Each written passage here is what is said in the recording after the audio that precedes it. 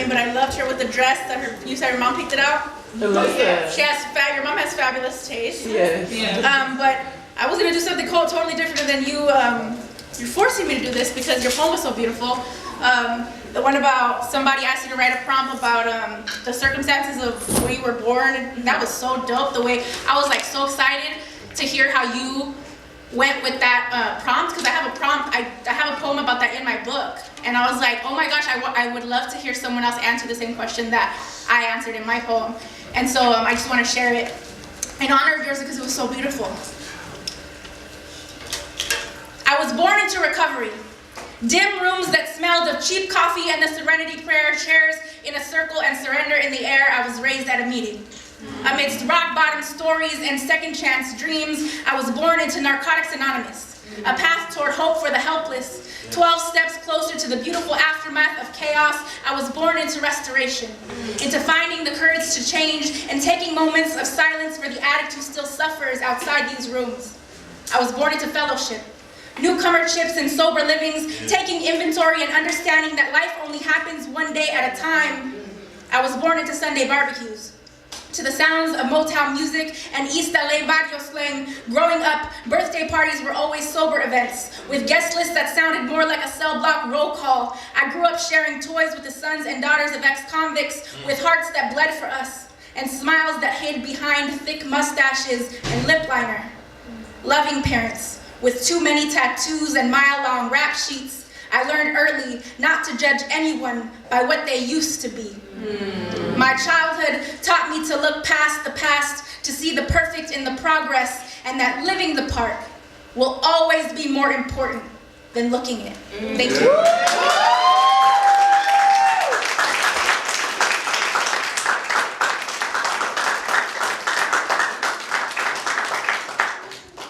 So I was recently, I just want to say happy birthday, World Stage. Happy birthday, World Stage, and for Hiram and Kamara and everybody who keeps this machine producing all this art and all this work, and putting all of this beauty out into the world.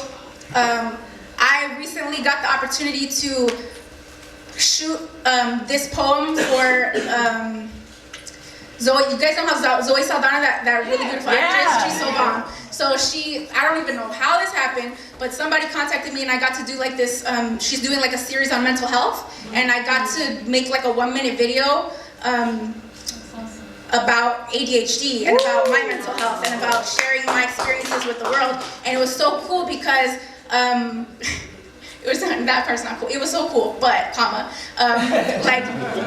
what was terrible about my life and my attention span really ain't shit. And so when I say I have ADHD, I'm not playing. So like I booked this like money thing, and then I fucking forgot the day of, and like I forgot to ask for the day off. And obviously I couldn't tell them that, so I had to make up a whole story. You know you did that too. Don't be making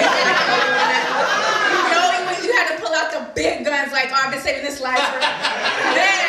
You gotta make the way home one day and you're like, oh my God, I'm gonna use that. Like I used that one. And I was like, because this is like life or death for me, because I was like, I don't get that many opportunities, like I really wanted it, but I put it as the wrong date on my phone. And so I asked for the wrong date off, and anyways, ADHD is real. And so I got to film this poem, but it's kind of bittersweet because they asked me to take out the parts about the medication because it wasn't very positive. Oh. And it really upset me because I was like, but that's my experience. What are you, I don't understand how you're saying that you're trying to shed light on people with mental illness and living with mental illness, but you don't want to talk about the parts that are not positive, because it's not always positive. And so when she asked me to do that, I knew I was taking a big risk, but because I'm impulsive, I answered, she asked me, would you be willing to take out these parts of the poem? And I automatically said, absolutely not. And it just came right out of my mouth, and I said, if you don't let me tell my truth the way it actually happened, then I don't want to tell it at all. And so we made adjustments, and I still got to talk about my medication. And so I still got to do the project. I was shitting bricks at that point. I was like, man, it just came out of my mouth. It was just, So anyway, this is the poem. Sorry to take up so much time, but I just wanted to tell that story, and I just wanted to say that in order for me to get to a place like that where I get to do something that cool, I couldn't have done that without World Stage, period. Because they have given me an opportunity. They were the only people that believed in me to give me a book, to turn my little poems or whatever I was doing into something tangible that I could share with the world. And so for that, thank you. ADHD, a list of fears and confessions. I fear that my legacy will be an unfinished poem. Like the ones that fill my notebook, I do not want to look back on my life and see that it could have been so much more than it turned out to be. My life is a series of almost. I fear that I will never know greatness, that I will not be able to stay around long enough to even become good enough to be great at anything. I often feel like I do not belong. Like a concert in a library, a red dress at a funeral, I am a magnet for wide-eyed looks. I have learned that people will not always tell you when you're different is showing, but their eyes will. Brows raised in confusion, it is more polite to say you are one of a kind than to try understanding why. They will say you are unique. Claim variety is the spice of life, laugh it off and dismiss the moment because it feels too much like a turtleneck in the summertime. These compliments will always feel more like insults. I am in a perpetual state of barely getting by, of trying to catch up. Ironic that someone so full speed ahead can so easily get left behind. When people tell me I am amazing, I do not believe them. I smile, give thanks, and hope not to be discovered I am a fraud. If only they knew that my accomplishments feel a lot more like accidents, as if the universe sometimes makes mistakes in my favor, like a glitch in the solar system, a data error, someone, somewhere must have spelled my name wrong. I hope no one notices. The best of intentions with the worst execution, I am what happens when a brilliant idea meets a terrible mistake. My life must look a lot like the 4th of July.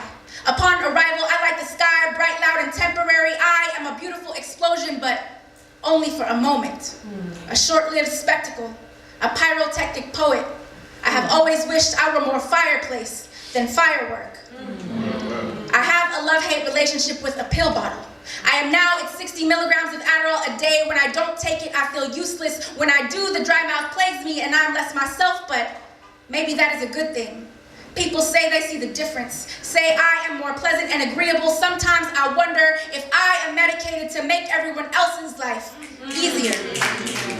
I wish my life were easier. Wish I wasn't such a problem, such a series of unfortunate events. There are only so many apologies you get until I'm sorry is no longer enough. Thank you.